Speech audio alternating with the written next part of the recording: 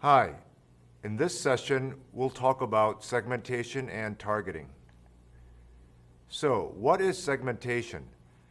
Segmentation is about partitioning customers or grouping customers into similar groups or clusters on relevant marketing bases. So, why do we engage in segmentation? Well, the reason why we engage in segmentation is because it's impossible to engage in one-to-one customized marketing. It's very hard, it's very costly, it takes a lot of resources, and for a lot of companies, it is not feasible to engage in one-to-one marketing. Therefore, one of the things that companies try to do is to group customers together where customers in a given group are very similar on a particular characteristic, such as they're very similar in terms of their lifestyles, they're very similar in terms of their values, they're similar in terms of how they use the product, the image of a product or a brand that they're looking for. So we try to group customers based on similar clusters or groups, and we call these segments.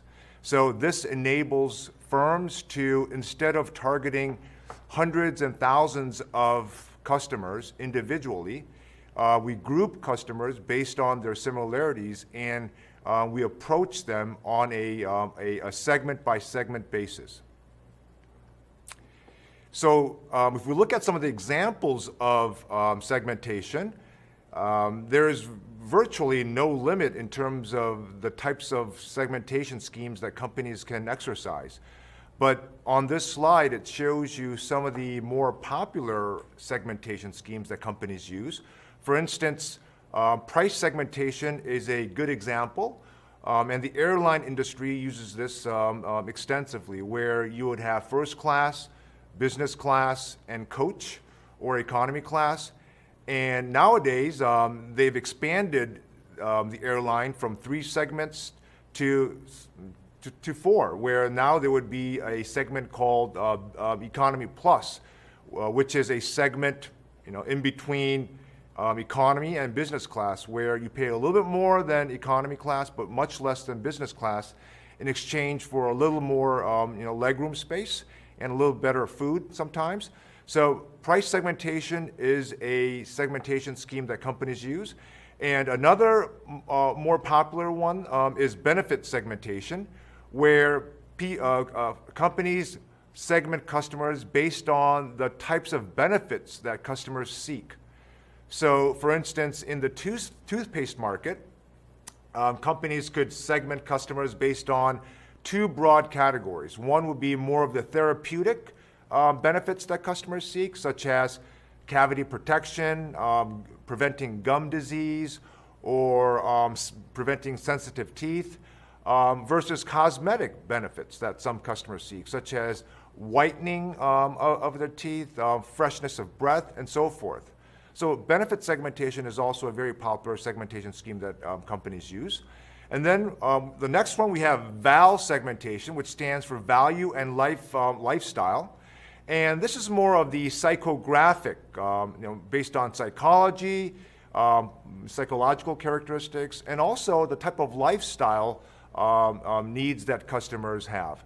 So, companies try to cluster and segment customers based on similar lifestyles or similar psychological needs. And that would be an example of a value lifestyle, VAL segmentation.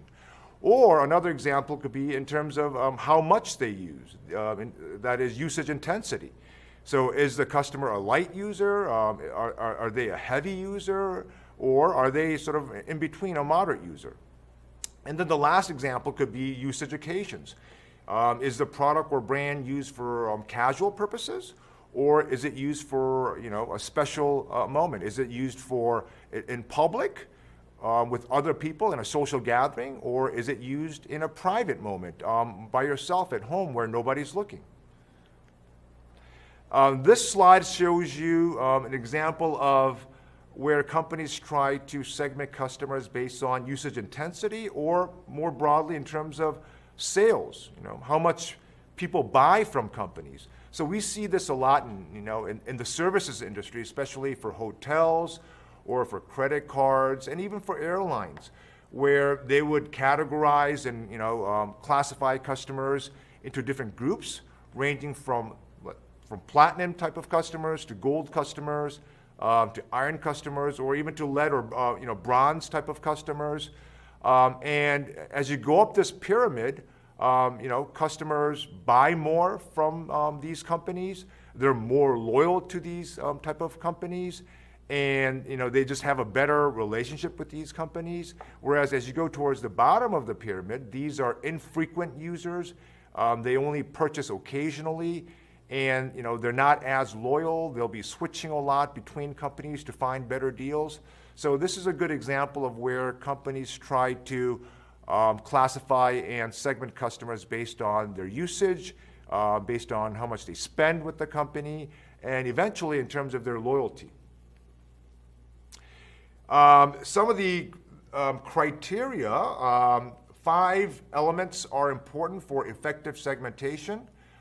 These can be summarized as measurable. A segment has to be measurable, they have to be substantial, they have to be accessible, they have to be able to differentiate, and they have to be actionable. So let's take the example of a popular segment in the automotive industry these days is EV, electric vehicles. That's becoming more and more popular. A lot of car companies are identifying this segment, and they're trying to develop, investing a lot in R&D to develop cars that would meet the needs of these particular type of segments for the EV market. So what we mean by measurable is the segment has to be able to, you have to be able to measure it in terms of their sales, in terms of their purchasing power, in terms of their size. So, these automobile companies, they would have to be able to measure and have a concrete, objective idea of the segment that they're targeting. And then the second is it has to be substantial. I mean, substantial meaning it has to be big enough. It means size basically. So if the EV segment is so small to the point where it really doesn't pay off to make a car and serve such a segment, then from a car company's perspective, it really doesn't make any economic sense. So the segment has to be big enough, and there has to be enough purchasing power for them to deliver a product or a service to make it profitable. The third would be accessibility.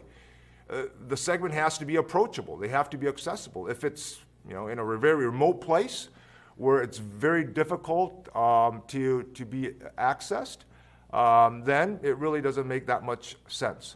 The fourth is differentiate. This segment has to be different from other segments, right? I mean, if they're the same segment, then it really doesn't make any sense. So the segment has to be distinct, and it has to be unique. The last and fifth is actionable, in the sense that the company has to be able to develop and formulate a marketing strategy in terms of their pricing strategy, their product strategy, their design, their distribution, their advertising, marketing, communication strategy, and that has to be, they have to be able to implement and exercise those type of marketing strategies to that particular segment. So it has to be actionable. So these 5 elements make up an effective segmentation. So in terms of segmentation, the price segmentation, the benefit segmentation, or the lifestyle value segmentation that we just looked at, these would be more consistent with a B2C segmentation, where the company is segmenting like end customers, like normal people like us, whereas segmentation for B2B, for company to company, can be slightly different in the sense that, because these are now companies that you are segmenting, some of the factors that you would segment on would not be factors along the lines of values or lifestyles, but there would be more of the company size. Is it a big company? Is it a medium-sized company? Or is it a family-owned small company? What are the product configurations? Do they require specialized, customized products? Or are they routine, standardized type of products? Or in terms of service needs, do they need a lot of extensive, fast, responsive, customized service needs where if something breaks down, we would need to respond to that call within a 12-hour time frame, or are they more lenient and can they wait 24 or 48 hours? So in terms of the service needs, so some of the criteria that's used to segment B2B in the B2B context are slightly different from the criteria that you would use to segment B2C customers.